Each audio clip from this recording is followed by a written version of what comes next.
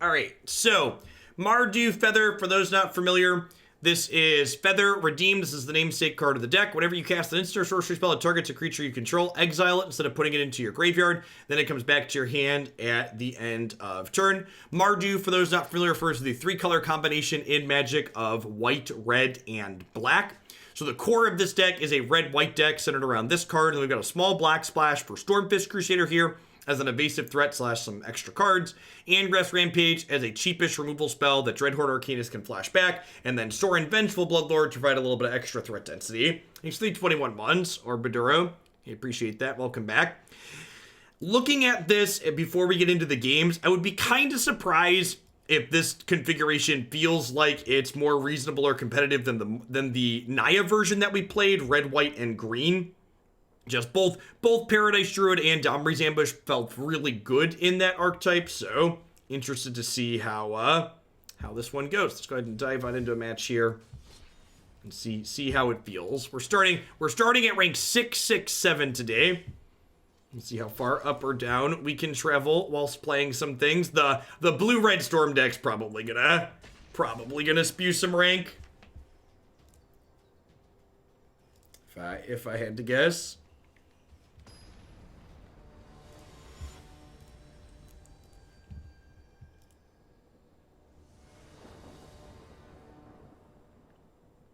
How dare you say that about Storm the Vault? Sorry to offend anybody. I did see the new Curiosity card. Seems fine.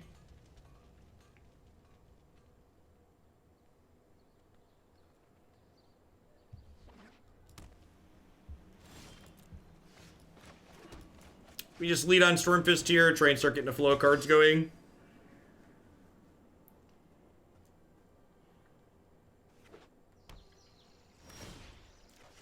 Hey, Is It Wizard? Thank you for the very generous tier 3 resub and for the 4th month of that. Welcome back. All right, are we Legionnaring or are we just playing another Stormfist? I think I'm just playing another Stormfist. It's like, get these cards flowing here. This card has been very excellent in all the aggressive decks that we've played. Thanks for the tip, Pentron. Whoop. Archangel version sounds good. Currently timed out, so have some more dollars. Sounds great.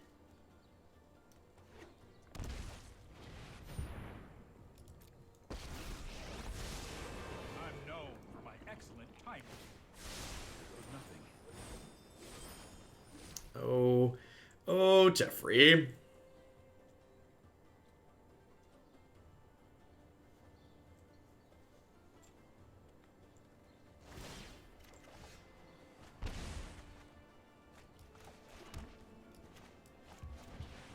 So, is there anything... What could a Bant deck play next turn that I want to hold up God's Willing for? Maybe like a Fighty Wolf? I think I'm just supposed to play this out. Say go. They play Fighty Wolf and kill one of my things. We can Rampage it next turn. Maybe Borrower? Yeah. I think their Kesis missing a color? Oh, yeah, they did bin a Laz, huh?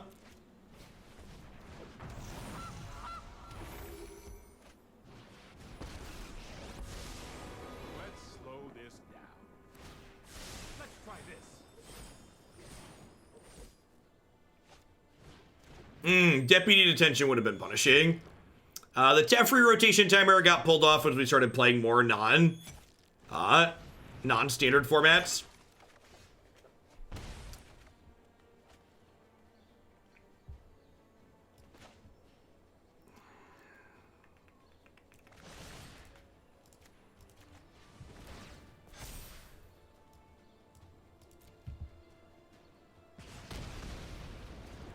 Seven months? 9 months per C.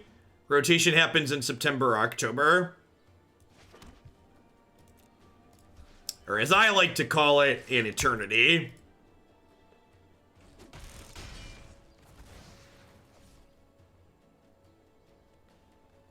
Do I want to just Rampage this goose? I think I want to just Rampage this goose.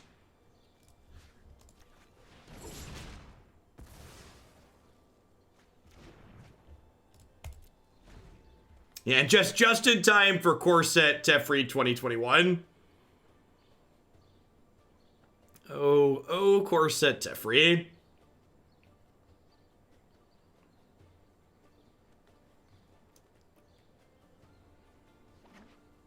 You're not wrong. In Historic, we get to enjoy the wonderful designs of Teferi from now until eternity. Gosh, are they gonna kill us from this board state? We could theoretically lose from here, huh? My dreams dissipate like smoke.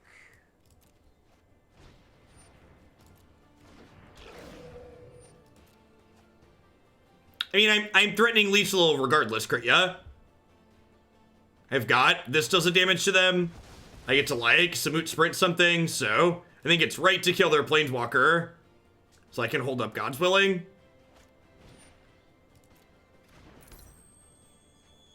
Now I think with God's Willing it's right to kill the Teferi.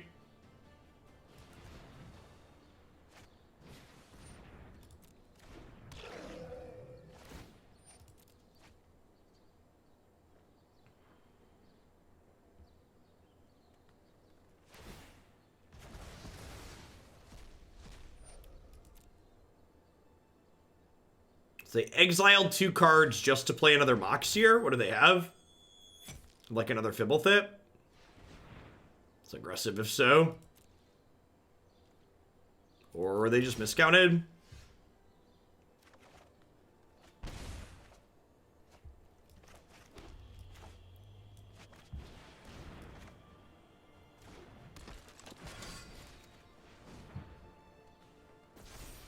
Beep, beep.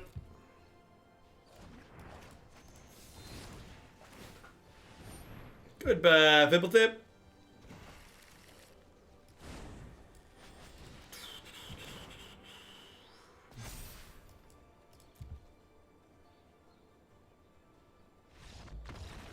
So opponent had a bit of a fumble there. Our deck's fairly aggressive, so able to leverage on that nicely. The fact that they fumbled. Noxious Grasp seems great here. Legion's End seems great. Mortify's fine. Bonecrusher doesn't really kill anything that we want to be removing. They're not really killing our stuff, so Vengeful Bloodlord is bad. They also have Ashiok that exiles our graveyard. Can you bump Blue-White Monument in the Pioneer? You definitely can, Wizard. Thanks for the support. Stormfist is very, very good in aggressive shells. They don't actually have that much interaction, so God's Willing actually seems kind of mediocre here. Let's try this.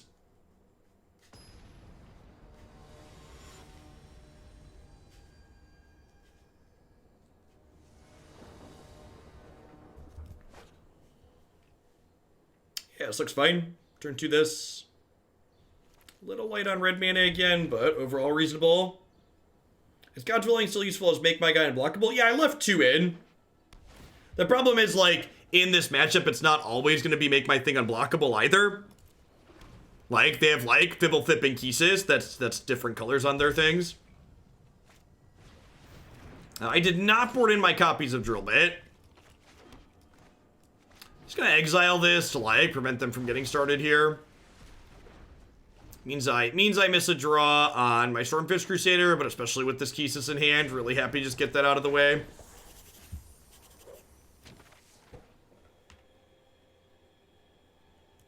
I'm gonna do this and just like sprint, smack them for 4. Gives me a scry as well. Yeah, I agree, Revelry. It's the auto tapper and like the auto passing of priorities just makes the gameplay faster too. Honestly, the rate of play is the biggest improvement between Moto and Arena. The OP sleeves are one of the extra life variations when they were doing fundraising stuff.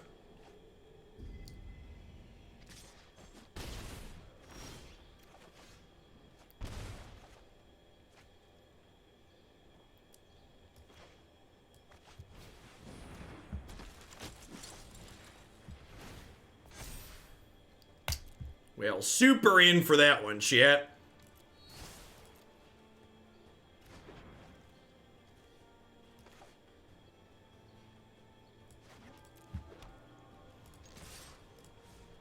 This is pro blue. We'll hit them for 3. Say go.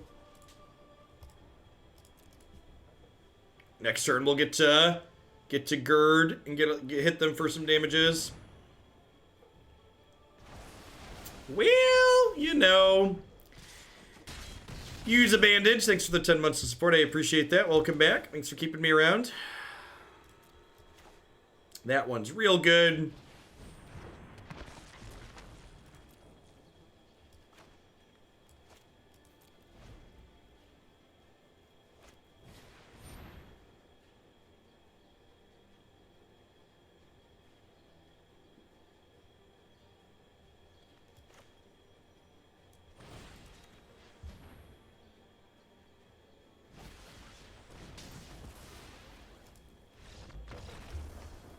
One Plague, turns out Plague Wind real good. Maybe I do want Drill Bit because of that card. Excuse my feelings on it.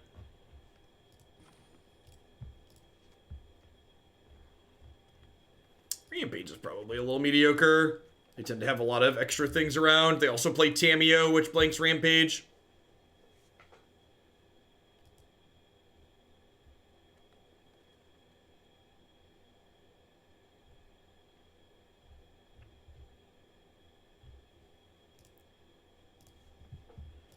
A Whip Smart Mackay. Thanks for shipping your Bezo bucks this way this month to keep me employed. Hope you're having an excellent holiday season. Welcome to Hoaglandia.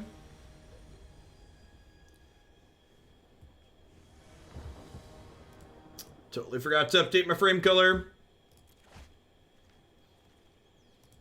And we're missing a second white source for that, but hopefully Stormfist Crusader is going to draw us into one. Yeah, I have Crusader into Mortify on curve, which is nice. Being on the play is pretty good, turns out.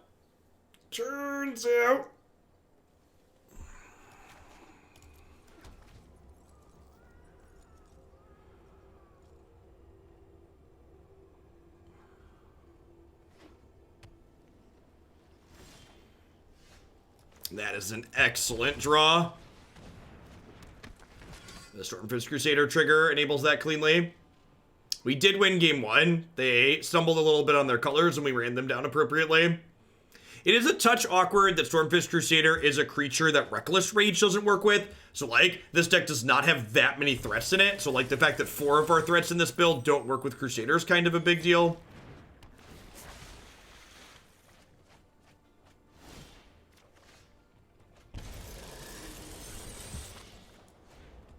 Alright, let's give him the bits, chat.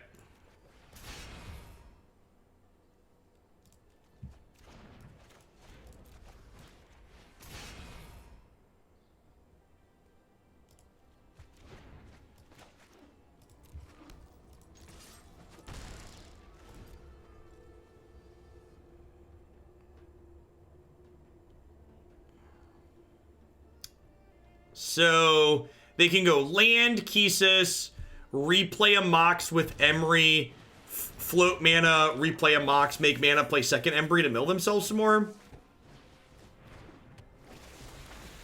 Oh, I could also just do that, sure.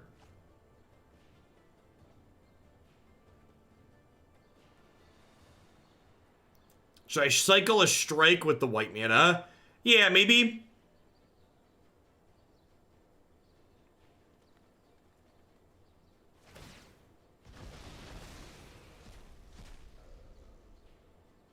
Am I about to die to this Kisis?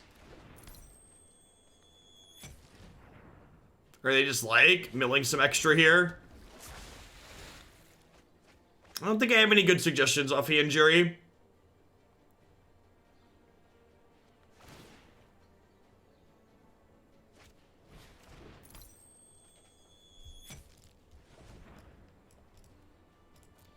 I guess they could get a Laziv into play here. Nope, they exiled Laziv. Alright, what are we doing? So they have a Fibblethip? It's like Fibble plus Emery.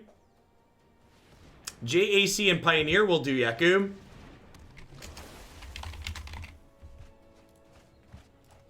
There's another Mox. We could just die here.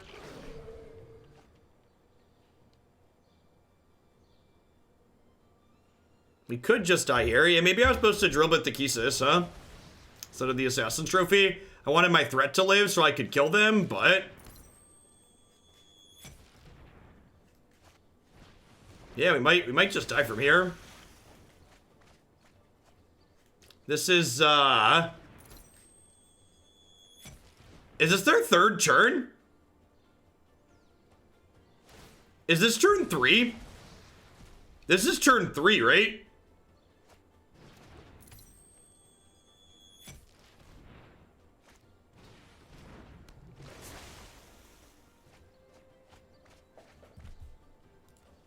Four lands is real good for us. Yeah, they bricked off. Sick. Okay, so we get to do this, Reckless Rage. You know, I don't know if they were supposed to go for it there or not.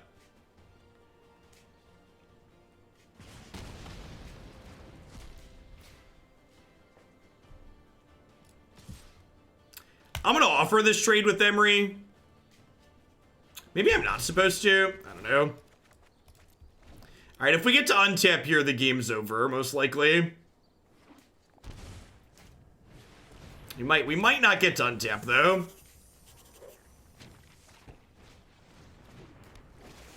So, their deck doesn't really have a deterministic kill. So, their combo is finite. They're trying to mill through their deck by having enough things in their bin.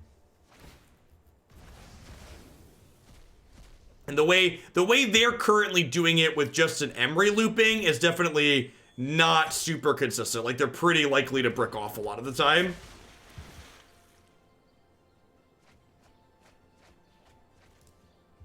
Although they hit Blast and Teferi here down to 15 cards. Yeah, they have to hit 2 legendary cards on every mill. So they're trying to go for it here. They could get it. If they hit 2 legendary cards on every mill, they get to keep going. Hey, Luna, thanks for keeping me around. All right, yep, they hit it again. What's their win con? Eventually they play Jace. 4-mana Jace.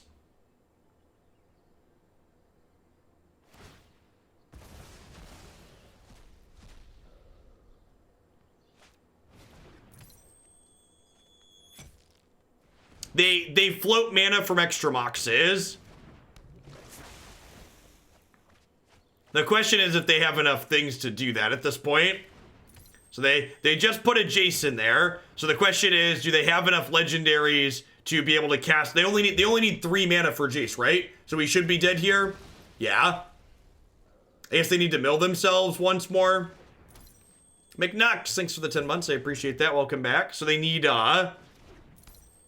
2 more legendaries in their deck. So if they hit 2 legendaries here, we're dead. Or just 1 legendary, right? Because they have an Emery in the bin now. Yeah, so they've got it here. This was turn 4, right? We died on turn 4. We played 2 discard spells and a removal spell, and then died on turn 4.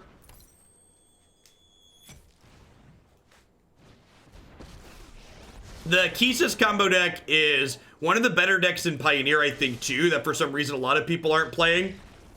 Yeah. Yeah, that was super impressive out of the opponent's deck. Like, we played... yeah, they tried to combo on 3 and bricked, and we had double discard, single removal, like, ended up dying.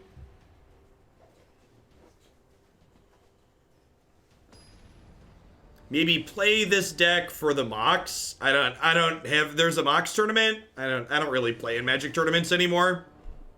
If you're someone playing Pioneer and you're looking for a deck that's sweet and competitive, I would definitely recommend Thekisis combo. Deck felt very good last time we played it. It's actually one of the decks I put back into the deck queue to play this week during our streamathon, because I want to revisit it in Pioneer.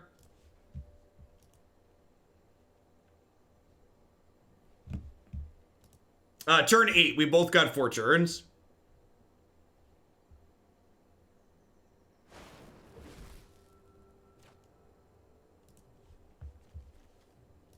Sure.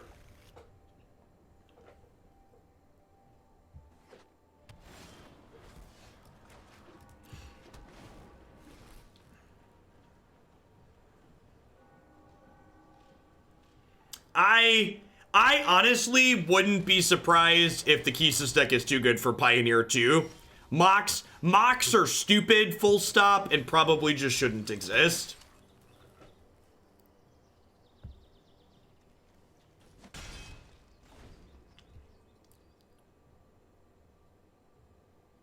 This deck looks like a standard deck. Well, I mean, Reckless Rage is a big difference between standard and historic for as far as Feather's concerned.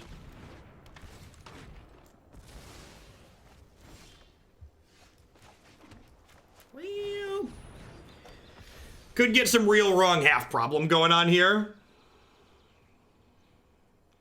I feel like they should stop printing Mox, because in my experience, Mox are either unplayable or too good, and it doesn't feel like there's much middle ground.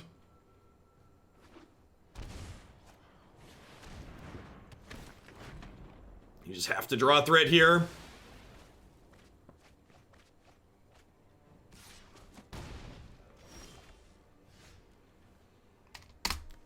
Die to these 3/2s.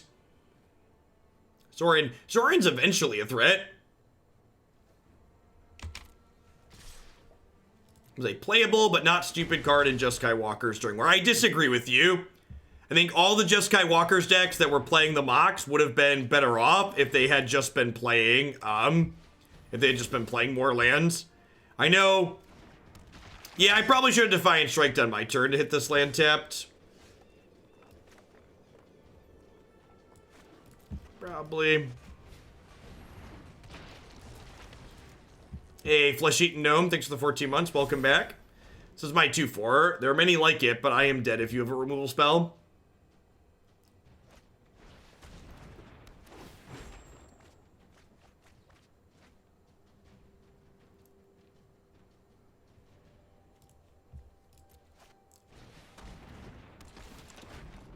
Third Plaguecrafter will do, pig. Feels rough, man. Alright, so graveyard value deck. Bonecrusher Giant sounds good just for killing there. Kills everything they played. Angrath Rampage seems real bad. They have a lot of medium creatures they don't mind sacrificing. Yeah, let's make that swap. The plague was well crafted. Agreed. Big difference play versus the draw there makes. If we'd have been on the play, they wouldn't have been able to Plague Crafter us before we got to use Feather.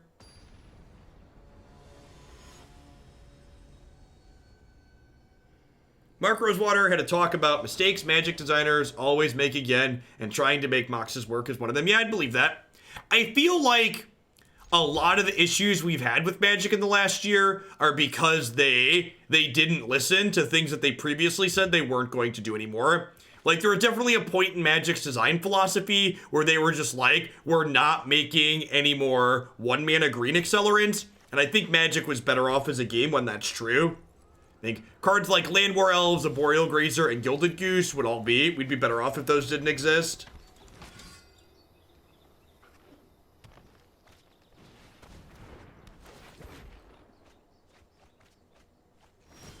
If you look at Pioneer right now, I think a big part of why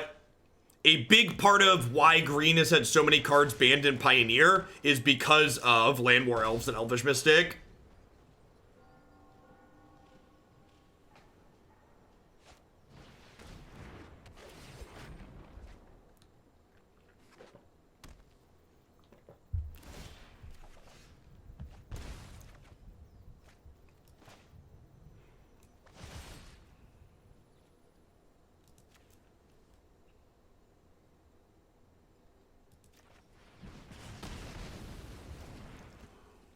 All right, so I'm going to do this.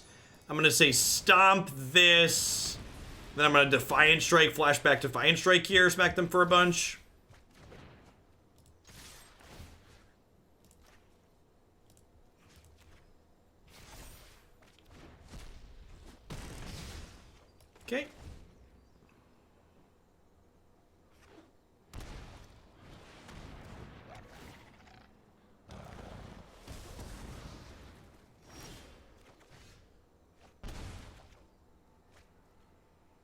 Huh?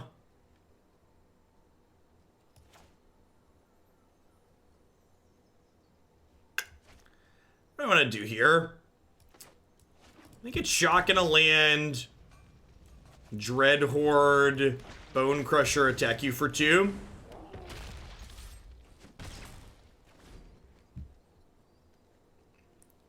I mean, crazy. So what you're doing is you're taking a specific thing I said and you're trying to extrapolate it into something that I didn't say. So I didn't say when they were doing when they were doing these design philosophies, everything else was ideal or perfect. What I said was one very specific thing, not printing 1 mana accelerants, was ideal. And I think that's still the case. Do you? Instead of doing this like kind of lazy like what about redirection, instead consider engaging with the point that I've made, which is Magic's better off without 1 mana acceleration. So if you disagree with that, feel free to explain why you think Magic's better with 1 mana acceleration. I'd be welcome to hear that discussion. But that's what I actually said. So if you want to engage with the point, that's great. If you want to sidestep the point, don't bother.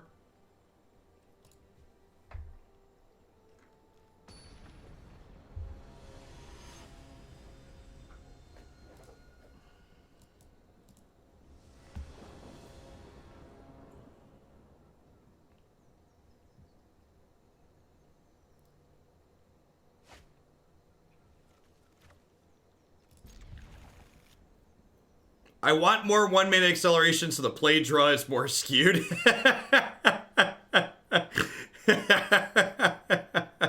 Yeah, ain't that the truth?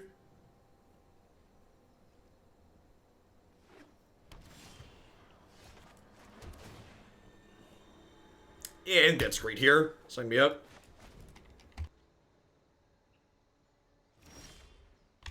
Alrighty then, you know.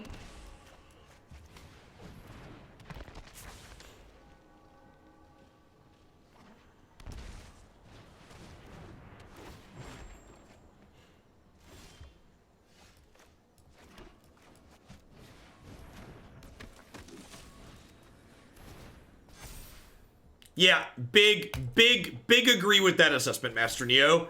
More rampant growth, Farseeks, and fertile grounds going from 2 to 4 is much more fair than 1 to 3. I actually think Paradise, just to praise them when they do well, I actually think Paradise Druid is quite arguably the perfect accelerant. I like that Paradise Druid is difficult to interact with, but not impossible, and it's a jump from 2 to 4. Yeah, I think I prefer Paradise Druid to carry at it in general, yeah.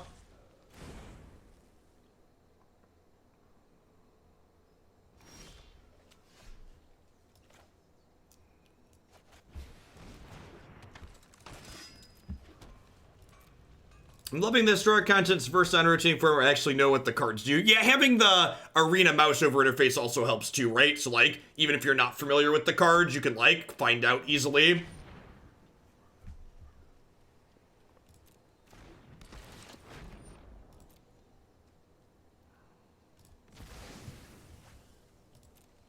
Yeah, I agree with that. Carry Added was similar to Grazer in the types of decks that it punished.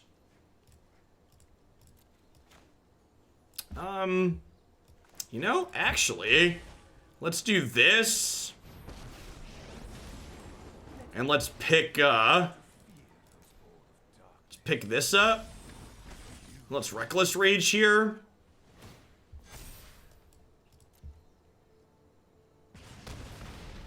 Crack you for 5, gain a little bit of life. Go.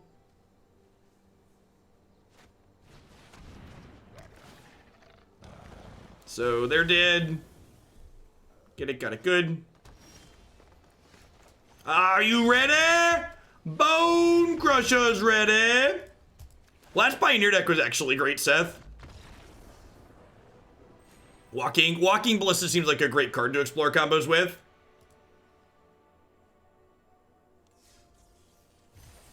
I saw your tweet and said that there should be better incentives to being on the draw. to make the game less play draw dependent. Do you have any thoughts on what Magic could do to make the be on the draw equivalent? Hey, Ballpark, thanks for the brand new Prime support. Welcome to Oglandia. I agree with Mark Rosewater when he said that Magic players are good at identifying problems, but they're frequently not good at identifying solutions. So I think there's a lot of different things you could do and you could explore, but I don't really know what would work guaranteed. One really small change they could make that I think would be reasonable is I would like it if the person on the draw gets 8 cards in their hand. So you mulligan starting with 8, and then both players skip their first draw. So basically, the person on the draw has a higher probability of having a stronger hand than the person on the play. So you'd have 8 cards, and when you'd mulligan, you'd go to 8 and then put 1 back. Mulligan, go to 6, put 2 back, etc.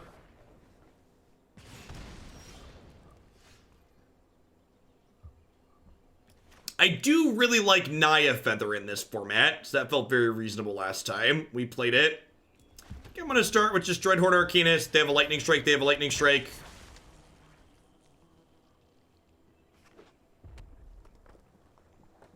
That's a buff to Thoughtseize on the play. How? Please explain.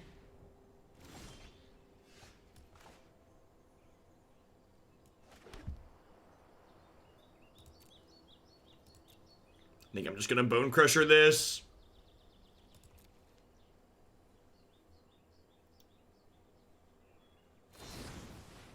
Sure, yeah, it does. What I just described there definitely makes some things fundamentally stronger on the draw.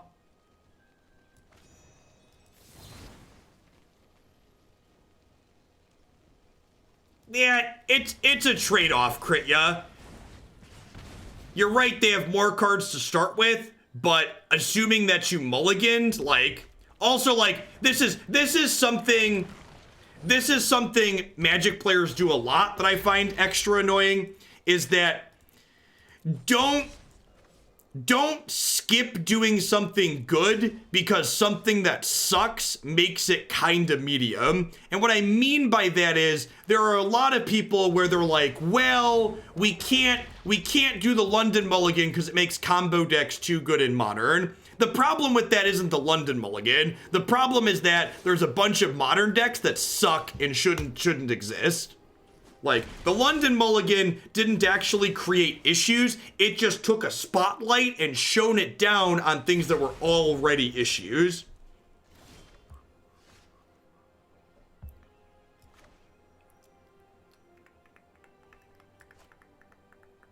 Huh?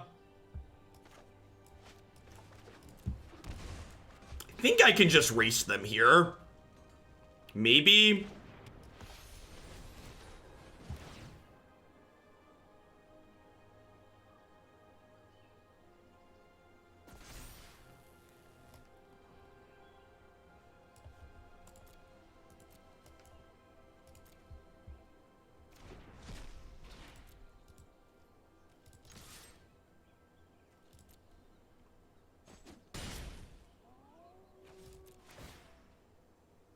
So next turn, I get to go this.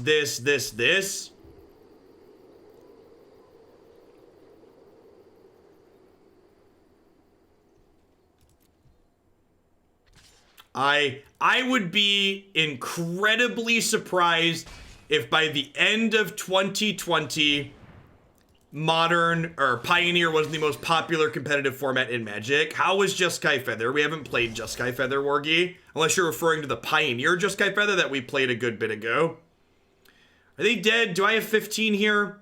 So this is 3, 4, 5, 6, 7, 8, 9, 10, 11, 12. I can only do 12 here.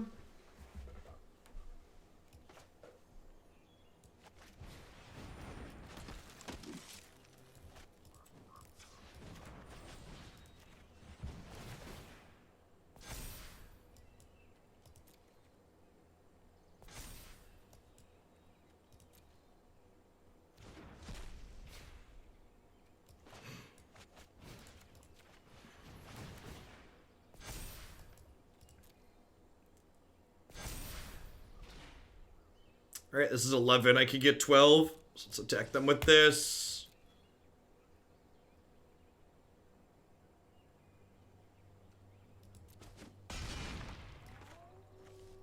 Actually, you know what? This attack is wrong because it leaves me dead to Lightning Strike. And I could kill them next turn from 15 because I'm getting these back. So yeah, I should have just passed here with 2 blockers up. Alright, so they're dead.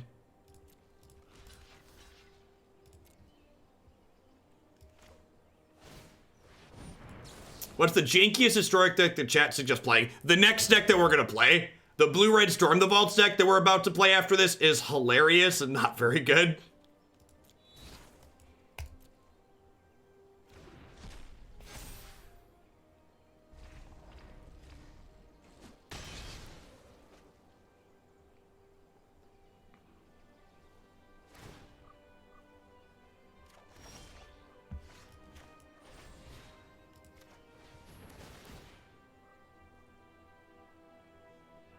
You also don't make Mythic because of the queue, you make it despite the queue. Ain't that the truth?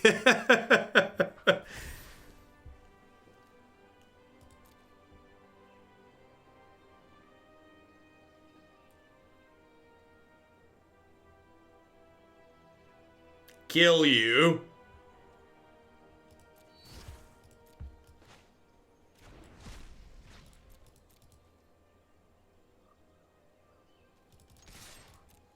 So protection makes your creatures unblockable.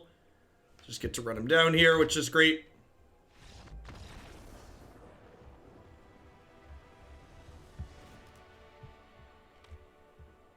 All right, mono red, eh? Bonecrusher's probably good.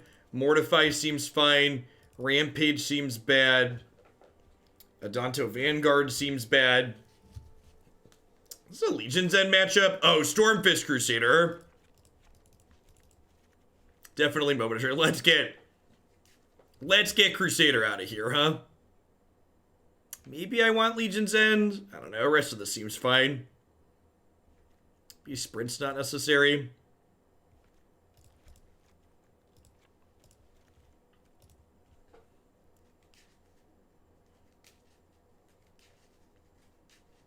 We're very likely going to get to Jeskai this week, Wargy, so...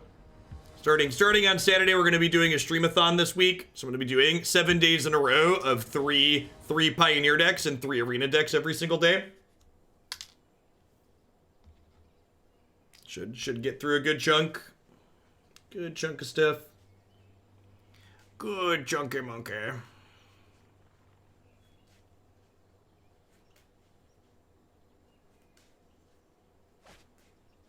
Easy mulligan here. This is where the magic happens, chat. Right, let's draw some lands here, huh?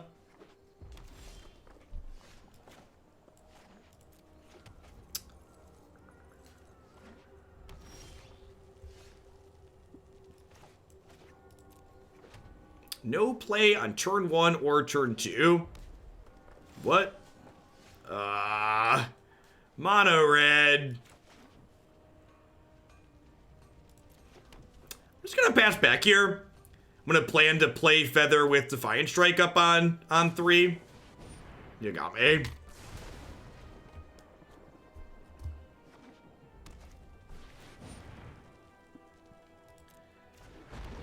Yeah, that's a card. That is not a Legion we can end, chat.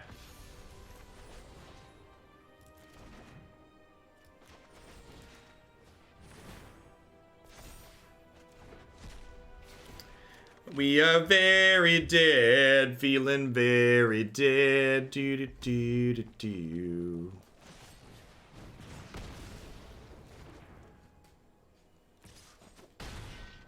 The Mayor Emmanuel, thank you for the 213 sub. I appreciate that. Welcome back. Suddenly Big Red. Okay. All right. So Mortify lets us deal with Thane at least.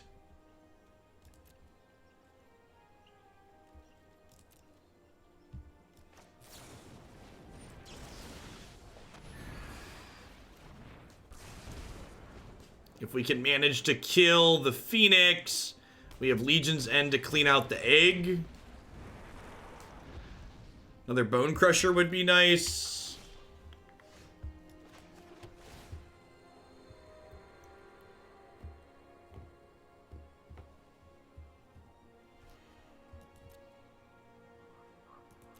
Second Sorin actually sounds great.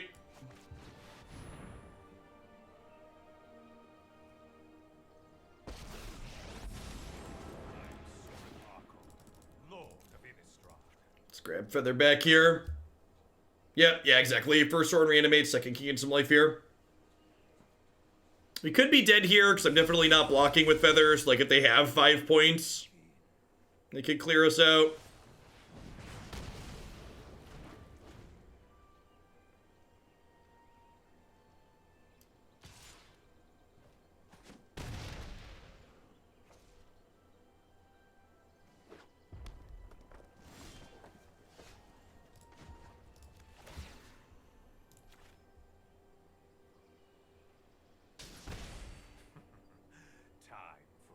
Sorin only does players and planeswalkers.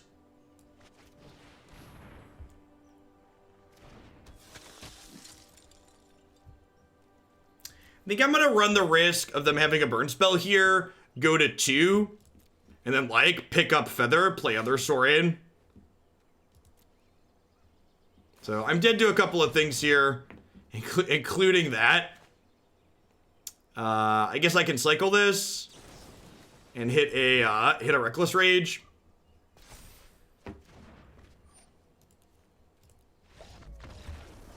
Cleave's real scary. Huh? I probably want Despark, huh? They have Torbran and Cleave and Phoenix.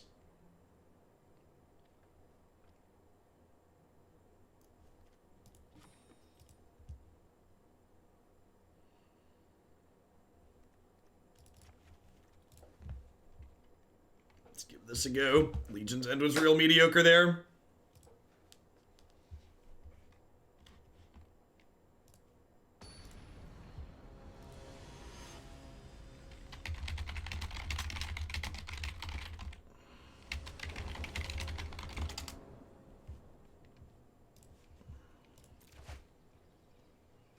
Sure. Need some land, but the spells are really good.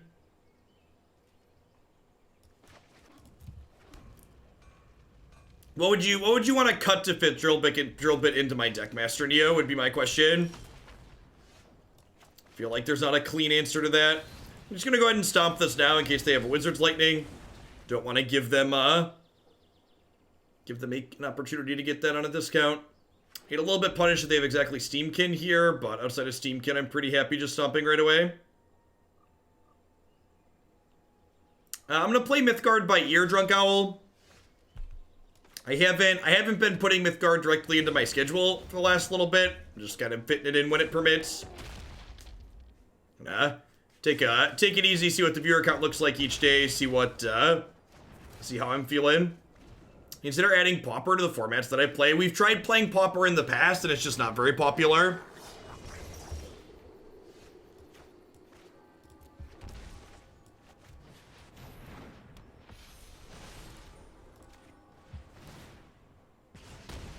I wonder if it's right to not play this and just, like, hold up Moment of Triumph to counter a Fry. That could be correct. Means I have to take a hit for 3, though, but I get to gain 2. Could go either way on that one.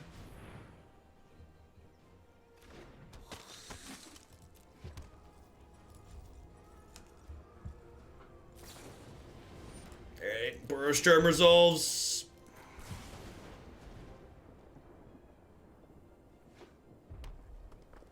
Play a 4-drop.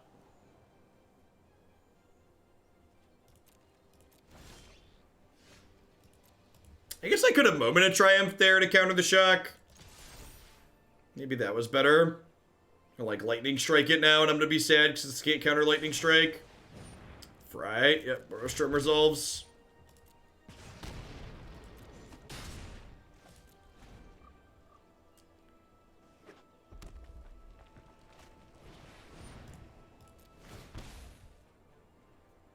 Their Boros Charms bring all the boys to the yard. And they're like... Man,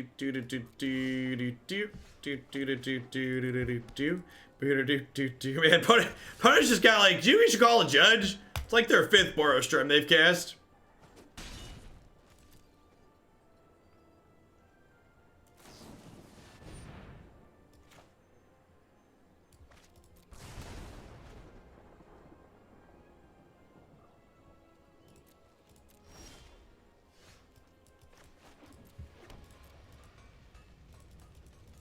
Slow and steady, chat. Slow and steady. Just want them to draw like creatures and Ember Cleaves from here. Board states like this are a good example of like why are a good example of like why cards like Ember Cleave are kind of medium in the opponent's deck, because like at this point they just want to draw burn spells.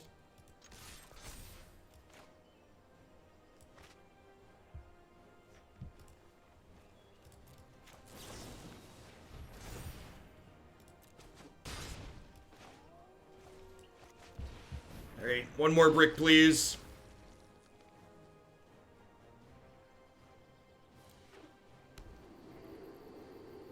So I have Despark the Torbran.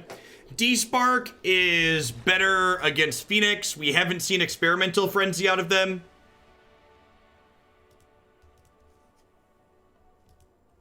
Look at that. Rank of the Beast, chat. Rather beastly. Next time someone tells you you have to play good decks, chat, you just remind them that we frequently end up in the top 1,000 of Mythic playing viewer submitted decks here. Gotta switch to Bolas. Yeah, Mortify's also more mana efficient. For sure.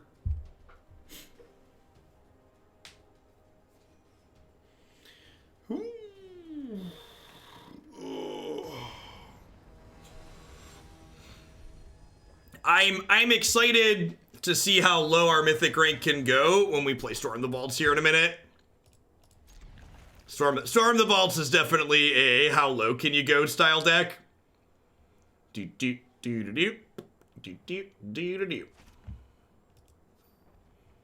don't have any friends, chat. Why does Magic Arena have to dagger me, chat?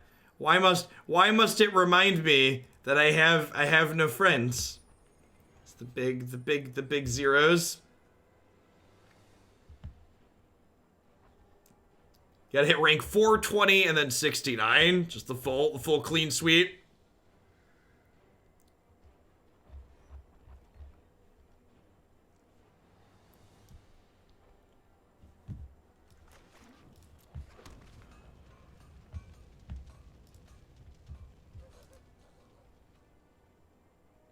Who do you chat with while playing? The friend system doesn't even have a chat option, right? From my understanding. Does not have a chat feature.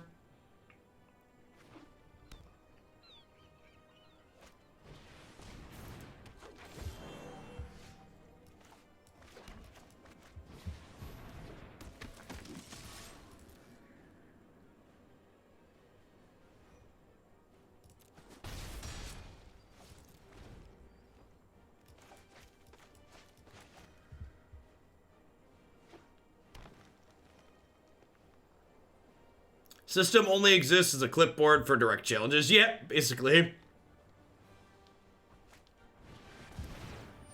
Baby Crisis 2. Baby Crisis a 2. Baby Crisis 2.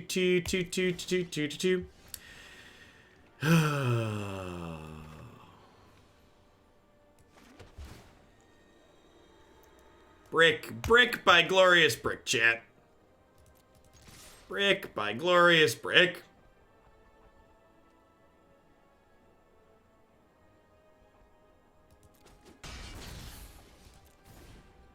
Not saying you're bad because half the reason I watch you is skill, but time greater than skill for Mythic to a degree.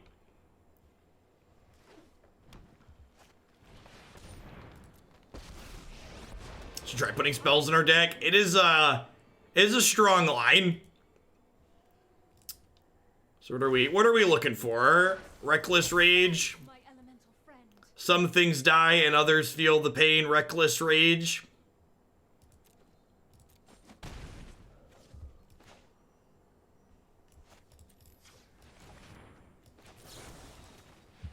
Alright, let's scry one twice. That one right there. That one right there, chat.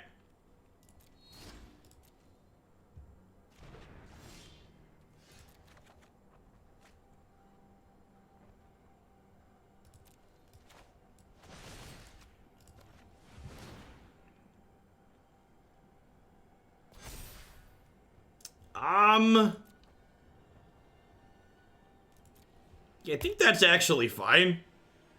The Storm the Vault deck is real bad. Listen, that's what you asked for. You asked for exactly that.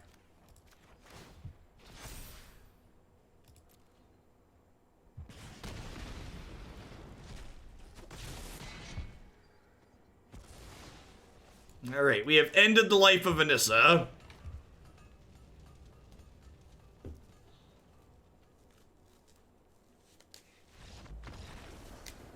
Look at that. They just assumed we had spells in our hand. Got him. Joke's on you, opponent.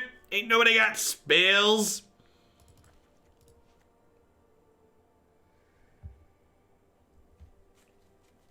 Stone Rain, baby Stone Rain, baby Stone Rain, baby Stone Rain.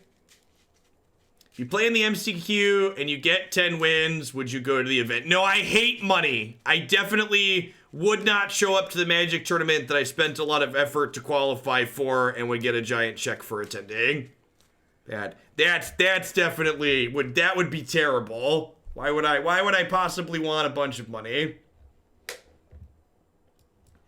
Is Despark good enough for this? So, like, I'm bringing in Grasp and Rampage. Like, I don't know if this is, if I want more interaction on top of that. Like, being too interactive is probably a real drawback. In fact, I probably just don't want these Bonecrushers. I'm gonna do that. They haven't announced, so they're increasing the invitationals from 68 players to 128 players, I believe. So, they haven't announced what the minimum payouts are gonna be, but I imagine it'll still be somewhere in the 4 figures for the minimum payout. If I had to venture a guess.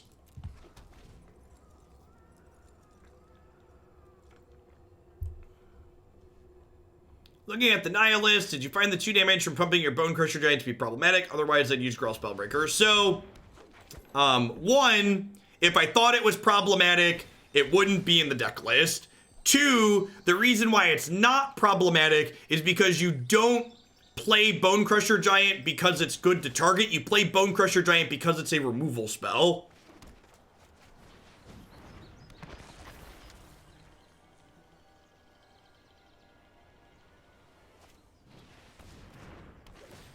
What's going on, Valero? Howdy, howdy.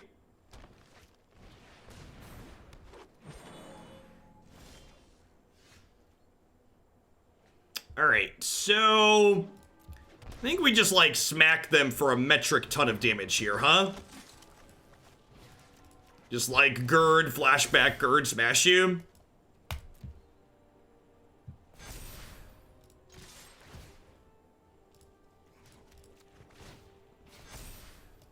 Looking for a land.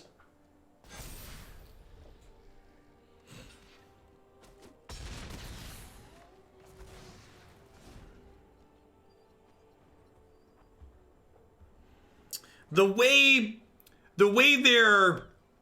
they're structured on the way they're inviting people based on the qualifying events now, where if you get 10 wins, you go, it seems like that would lead to there not always being the same number of people invited, right? At least in that manner. So I wonder if the number of discretionary invites they're gonna have are gonna flex based on how many people qualify via arena. All right, so what am I doing here? They're at 19. I could Rage, Flashback, Rage, hit them for 11.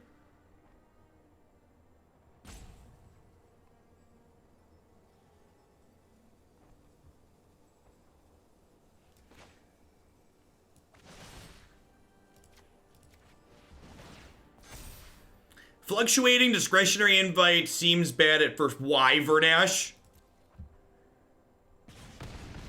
Can you explain why you think it's bad?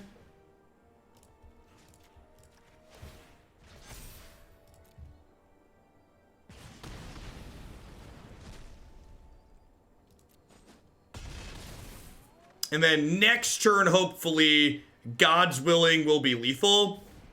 I guess if they have a Nissa, the land's colorless, and then God's Willing won't be lethal, so we're trying to fade Nissa here. Naturally.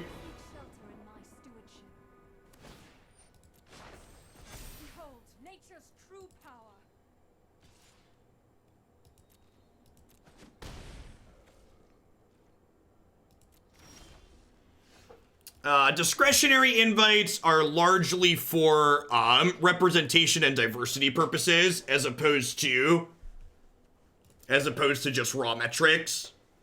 A lot of the discretionary invites go to people from underrepresented groups in the Magic and esports community. They also invite streamers to a degree. A lot of the people that they invite that are content makers are folks that are from underrepresented groups.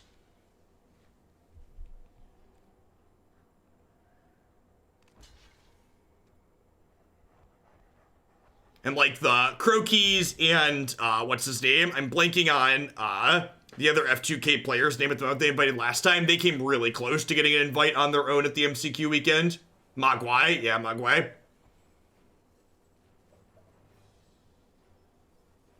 Why are we double blocking?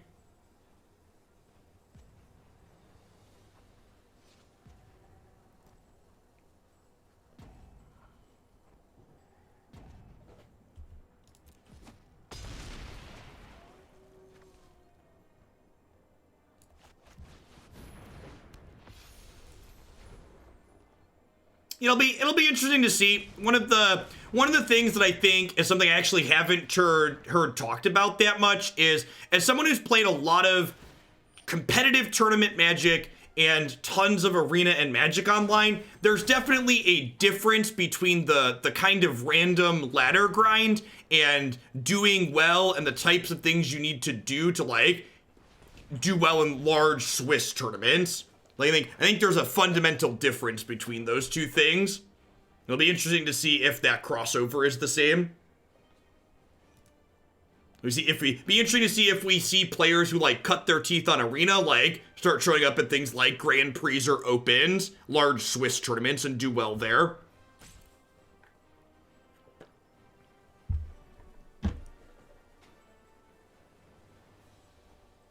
Yeah, I mean, if they don't leave a land untapped here, the God's Willing kills them.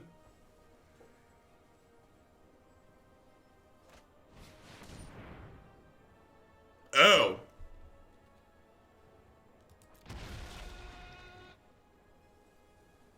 Well. Please don't be dead. Please don't be dead. Please don't be dead. Please don't be dead. Pig's not lethal here, right?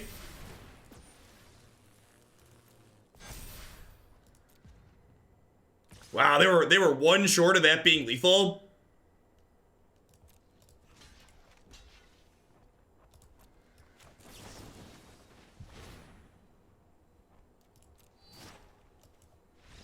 Yeah, and they're dead. All right, let's do one more with this Naya Feather deck, or Naya Mardu Feather deck, before we hop on over and try and spike our rank into a garbage can.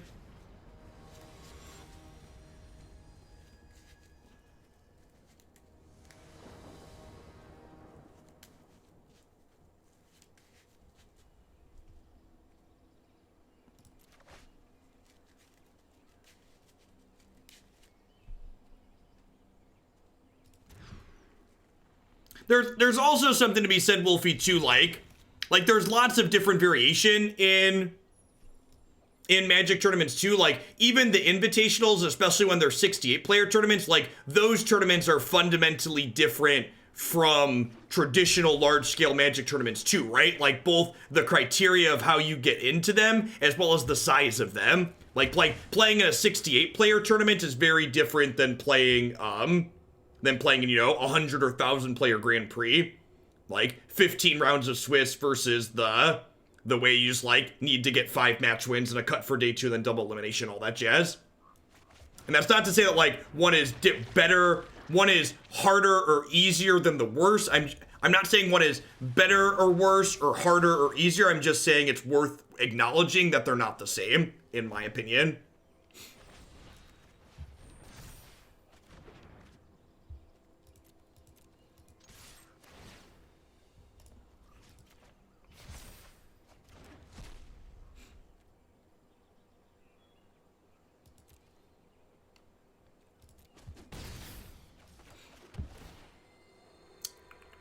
What does a 4th land do for me next turn? That's probably reasonable to keep. How do you feel about this compared to Naya? I feel like I prefer the Naya build. Stormfist Crusader's been okay, but our total threat count being low that we can play... I guess the Naya build's playing Paradise Dread. Yeah, I don't know. I think I prefer the Naya build. Domri's Ambush is real good.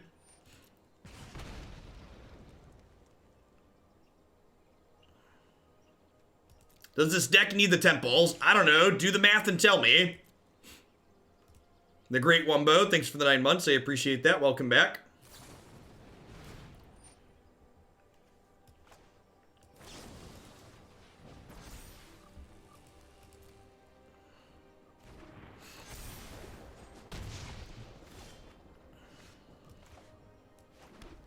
Yeah, something that I've talked about quite frequently is that, like, playing random ladder matches is really not a good way to test for a tournament, generally speaking. Like, not only is there some concerns about, like, the caliber of the people you're playing against in just random matches on the ladder, but there's also, like, not being able to dictate what matches you play is a big deal.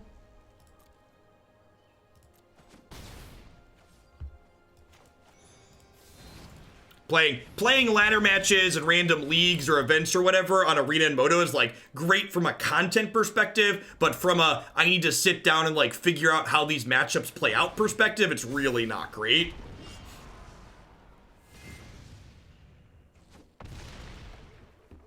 I mean, like, another thing is that, like, Magic has an incredible amount of variance in it, right? So, like, even if you do everything right and, like, prepare in an efficient manner, in a good way, like, you could still just lose. Like, there were MPL players that didn't win a single match at that last tournament. Like, someone's got to lose, right?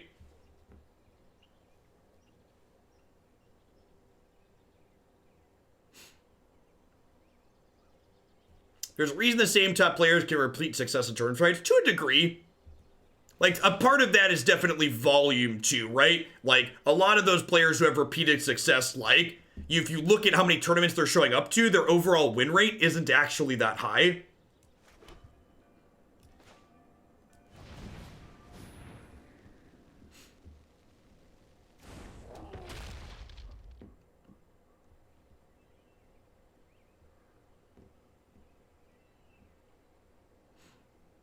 Well, the total player count in the event is the same, Vernash, so worries about durations of how long the Swiss is don't make sense. It's not accurate. Thanks for the 18 months, Korluski. I appreciate that. Welcome back.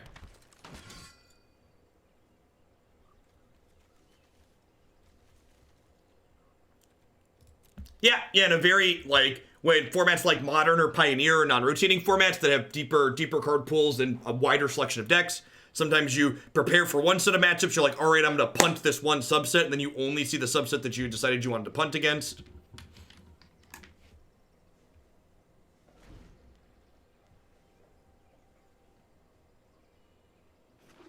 Yeah, a lot of that best unbeatable deck, top mythic rank, that's all just like nonsense clickbait stuff, right? Which I can hardly blame anyone for doing that, because that's kind of the norm in this industry.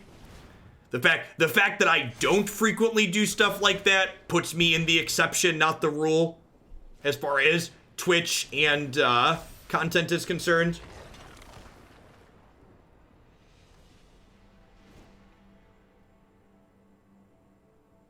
What are we doing? Bonecrusher seems good. Mortify seems fine. We did Moment of Triumph last time.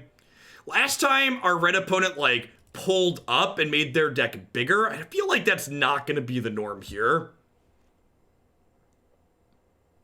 Rampage may or may not be good enough.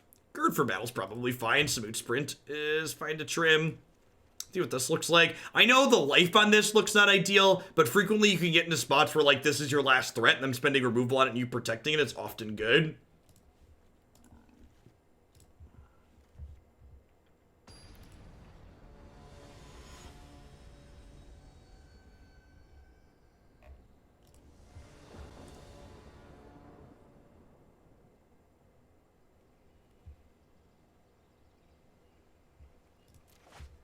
Skogol, thanks for the 8 months. I appreciate that. Welcome back.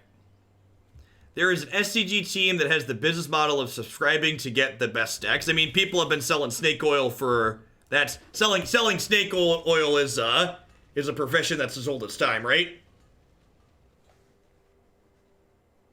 Ironically, when I don't see clickbait, it catches my eye and gets a click. Yeah, I mean, my stream titles aren't fancy, but they're informative, right? You know what you're gonna get when you click into here. Especially with, like, having to watch Twitch pre-roll ads, like, I don't even, since Twitch added advertisements back to Twitch Prime, I don't even click into streams if they don't have a descriptive stream title a lot of the time anymore, because, like, I don't want to, like, click into a stream, watch a 30-second pre-roll ad, and then find out that they're not playing something I'm interested in.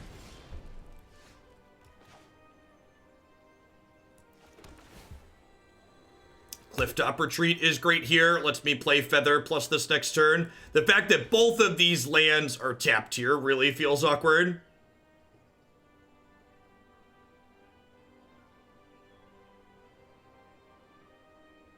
As a person who authored the list in the queue for the Vaults deck, I confirm it has 100% Sparky win rate. Yeah.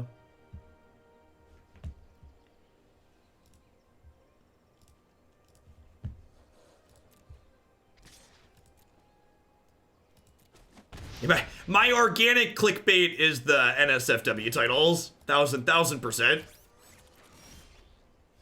It's just me being honest and giving the people what they want. Chromatic Cost, thank you for the 4 months. I appreciate that. Welcome back. Thanks for keeping me around. Feather plus God's Willing should be sweet here. Lock things up.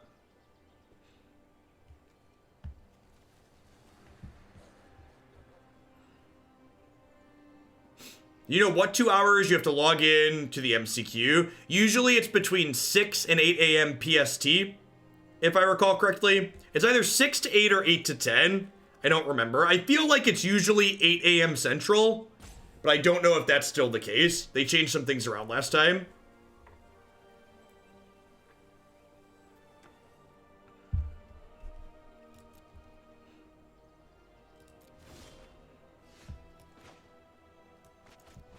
When is the next MCQ? It is January 11th.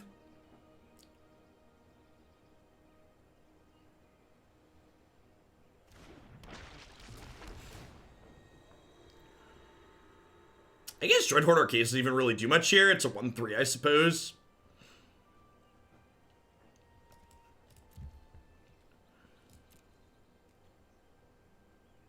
They have double removal for this they could get us, perhaps. They could, like, end step, shoot it, we protect it, untap, shoot it again. I suppose here if they have double Wizard's Lightning, they can counter our God's Willing.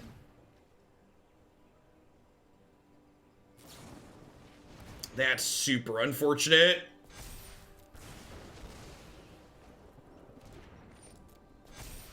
Well, I think it's right to try and protect there. I don't know. Could go either way on that.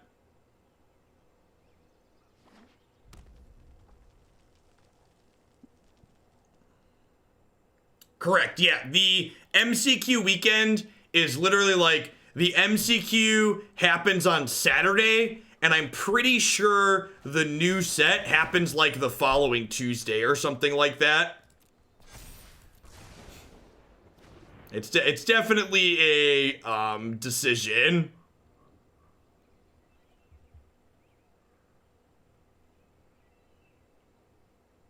Now our next Arcanist has text. Fair.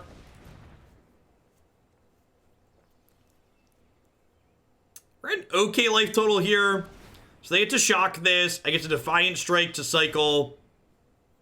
If they have another burn spell, they could burn this again in response to fizzle the Defiant Strike, but then they're spending another burn spell on my Feather that's dying anyways. New set is 17, 18, 19.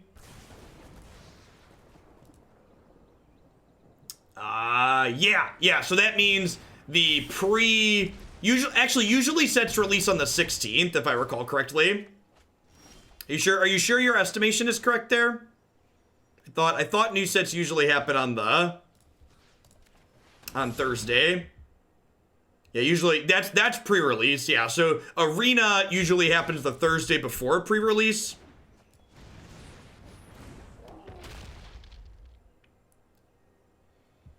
And for the people that Wizards likes, they'll get early access on the Tuesday before. So my plans around there is we'll probably do some all Pioneer streams like the week before, and then we'll do all Standard once it actually releases. I think we've died, chat. Really need a moment or whatever it's called if we get to untap here. Nope, just dead. Frenzy, that's a good last card.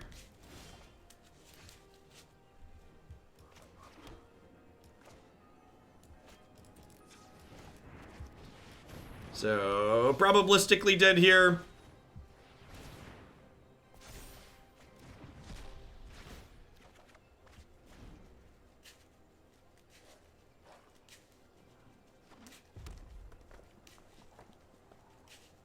I don't know, maybe it was wrong to protect the Arcanist. I don't know, if we hadn't protected the Arcanist, are you kidding me? I forgot to set the stop.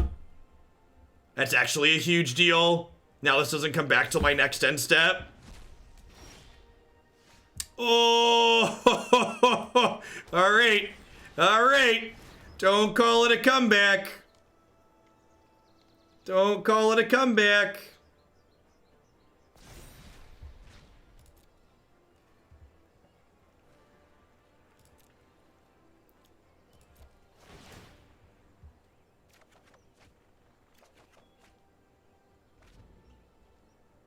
So I missed drawing a card here because I forgot to put a stop on their second main phase.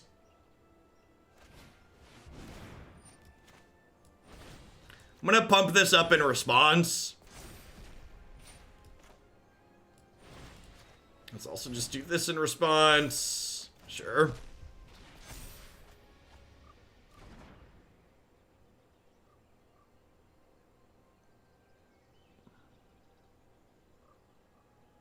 So we're up to 6 here. We're up to 6 and we're gaining 4 life a turn cycle. Can't lose is not accurate. We could definitely die here.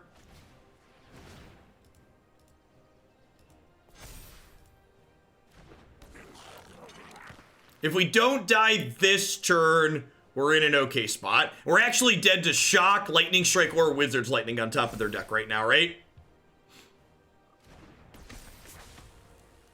So any burn spell is lethal here.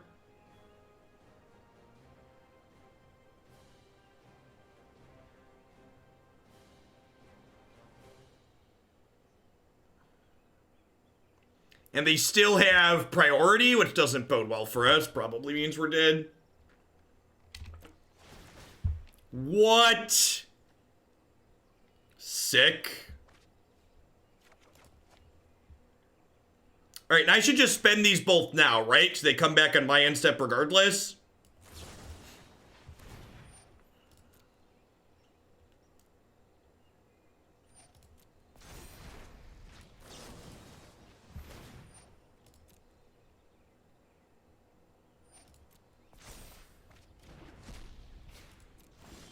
Oh, the priority was due to the monkeys. Yeah, that's super accurate.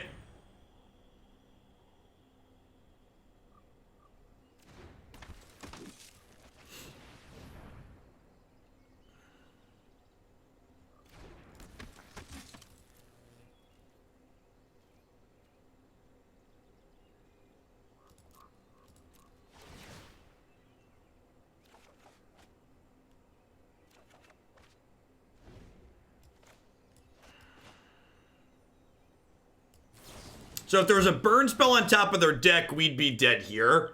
So I'm going to do this. Do the decks with Frenzy. Woo-hoo! All right, now we're getting dangerously close to can't lose territory.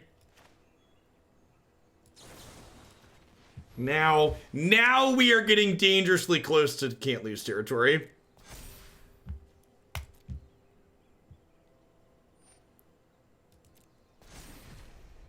Oh, you're right. I could have had one more white up if I'd have tapped better, because I could have tapped both these for red and then left all of these up. All right, so what's the final card in? They could just kill us here. They could have 3/3 balls on top of their deck here, or what? 3/3 kills us as well. If I was gonna stack my deck, I'd have drawn a Reckless Rage by now.